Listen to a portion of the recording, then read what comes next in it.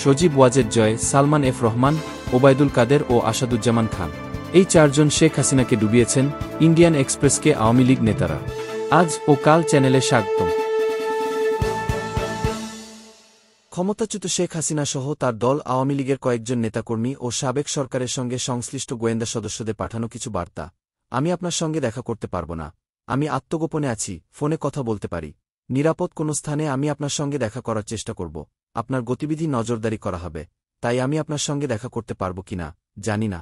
এই বার্তাগুলো পেয়েছে the Indian express. The Indian express গত এক সপ্তাহে এই ব্যক্তিদের কারো সঙ্গে অজ্ঞাত স্থানে দেখা করা এবং বিএনপি ও জামায়াতে ইসলামীর প্রতিশোধের শিকার হওয়ার শঙ্কায় আত্মগোপনে থাকা কয়েকজনের সঙ্গে কথা বলতে সক্ষম হয়েছে। ওই ব্যক্তিদের একই কথা, শেখ হাসিনা দল ও জনগণকে পরিত্যাগ করেছেন। তাদের মধ্যে আওয়ামী লীগের এক নেতা বলেন, আপা আমাদের ছেড়ে চলে গেছেন। নেতাকর্মীদের পরিত্যাগ করে শেখ হাসিনার চলে যাওয়ার একই অনুভূতি শেয়ার করছেন আরও অনেকে। ৫ আগস্টের ঘটনাবলী তারা আগে থেকে আজ করতে পারেননি। সেদিন শেখ হাসিনা তার বোন শেখ রেহানাকে সঙ্গে নিয়ে দেশ ছেড়ে ভারতে চলে যান। শেখ হাসিনার ছেলে সজীব ওয়াজেদ জয় বর্তমানে যুক্তরাষ্ট্রে ও মেয়ে ছায়মা ওয়াজেদ ভারতে রয়েছেন। আওয়ামী লীগের একাধিক সূত্র জানায়, শেখ হাসিনার দেশ ছাড়ার সিদ্ধান্ত তার মন্ত্রিসভার সদস্য, এমনকি ঘনিষ্ঠ সহযোগীদেরও পুরোপুরি বিস্মিত করেছে। এক নেতা বলেন, আমরা টেলিভিশনের খবর থেকে এটা জানতে পারি। এভাবে শেখ হাসিনার চলে যাওয়ার ঘটনা আওয়ামী লীগের নেতাকর্মীদের জীবন বিপদের মধ্যে ফেলেছে। বিক্ষোভকারী, বিএনপি ও জামায়াতে ইসলামীর কর্মী এবং সুযোগসন্ধানীরা আওয়ামী লীগের নেতাদের বাড়িঘর, ব্যবসা প্রতিষ্ঠান ও দলীয় কার্যালয়গুলো নিশানা বানা করা হয়। অগ্নিসংযোগ, লুট, চালানো হয় ভাঙচুর। আওয়ামী লীগের এক নেতা বলেন, ৫ আগস্ট শেখ হাসিনা চলে যাওয়ার পর আমরা একটা সময় শুধু বাড়ি থেকে বের হওয়ার সুযোগ পা। সেনাপ্রধান যখন বেলা ৩টার দিকে জাতির উদ্দেশ্যে ভাষণ দিচ্ছিলেন, সেই ভাষণ শুনতে মানুষ তখন টেলিভিশনের পর্দায় নজর রেখেছিল, শুধু সেই সময়টুকুই আমরা পেয়েছিলাম।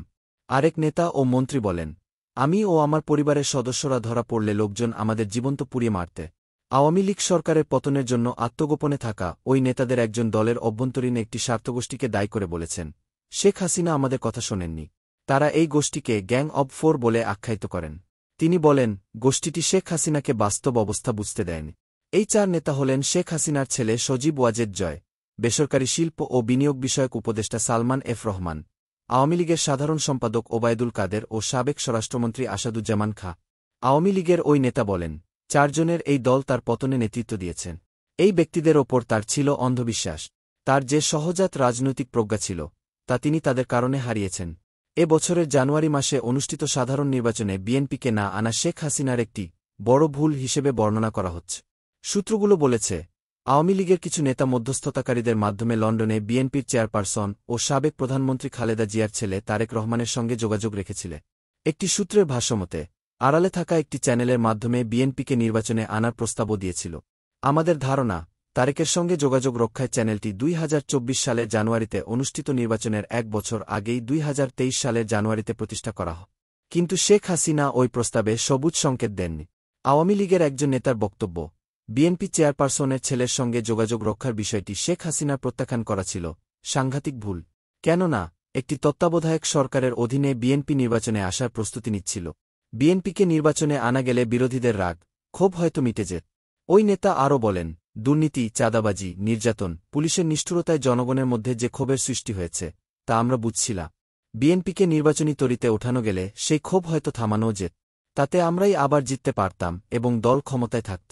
নেতাকর্মীরা মনে করেন, গত জানুয়ারির নির্বাচনে জেতার পর শেখ হাসিনা আরও একগুঁয়ে হয়ে ওঠেন ও কোনো পরামর্শ শোনেননি। এ প্রসঙ্গে ওই নেতা বলেন, টানা চতুর্থবার জিতে তিনি অতি আত্মবিশ্বাসী হয়ে ওঠেন এবং কোটা সংস্কার নিয়ে ছড়িয়ে পড়া আন্দোলনে সৃষ্ট ক্ষোভের মাত্রা বুঝতে ব্যর্থ হন। সূত্রগুলো বলেছে, কৌশলে কিছু নেতা শেখ হাসিনাকে জুলাইয়ের শুরুতে ছাত্র বিক্ষোভকারীদের সঙ্গে আলোচনায় বসার আহ্বান জানা, তবে তা প্রত্যাখ্যান করেন তিনি। হাসিনা সরকারের কফিনে শেষ পেরেকটি বসে তখন, যখন একই মাসে পুলিশের গোয়েন্দা শাখার সদস্যরা ছাত্রনেতাদের তুলে নিয়ে যান এবং ভয়ভীতি দেখিয়ে আন্দোলন কর্মসূচি প্রত্যাহারে জোরপূর্বক প্রতিশ্রুতি আদায় করে ছেড়ে দেয়। এ কৌশল হিতে বিপরীত হয়ে দাঁড়া। কর্মসূচি প্রত্যাহারে কিভাবে জোরপূর্বক প্রতিশ্রুতি আদায় করা হয়েছে, ছাত্রনেতারা সেই বিষয় জনসমক্ষে প্রকাশ করে দেয়। এটি পরপর কিছু ঘটনার সূত্রপাত ঘটায় এবং শেখ হাসিনা দেশ ছাড়তে বাধ্য হন।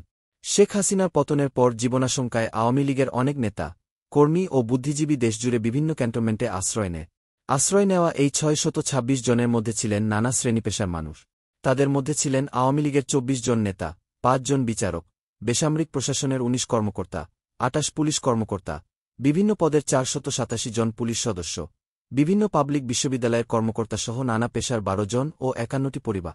শেখ হাসিনার দেশত্যাগের সঙ্গে সঙ্গে তার দলের জ্যেষ্ঠ নেতারা আত্মগোপন করেছেন, কেউ বা গ্রেপ্তার হয়েছেন। নেতারা বলছেন, 75 বছরের পুরনো যে দল টানা 15 বছরের বেশি দেশ শাসন করেছে, তারাই এখন অস্তিত্ব সংকট। এদিকে দল গোছানোর ক্ষেত্রে ভবিষ্যতের প্রথম পদক্ষেপ প্রসঙ্গে আওয়ামী লীগের নেতাদের একজন বলেন, দলকে পুনর্গঠনে শেখ হাসিনাকে তৃণমূল পর্যায়ের লোকজন বাছাই করতে হবে।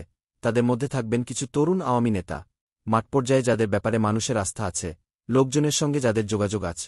ওই নেতা আরও বলেন, আমাদের শক্ত ঘাঁটি ও কর্মী বাহিনী রয়েছে। অনেকে বিপদগামী হয়েছেন, যেমনটা ঘটেছে সুবিধাবাদীদের ক্ষেত্রে। সমর্থকদের মধ্যেও এমনটা থাকবে। কিন্তু আমাদের অন্তত এমন কিছু ব্যক্তি বা গোষ্ঠী থাকা দরকার, যারা অন্তর্বর্তী সরকারের সঙ্গে যোগাযোগ করবে ও নির্বাচন যখনই হোক তাতে অংশ নেবে। এখন এটাই প্রয়োজন।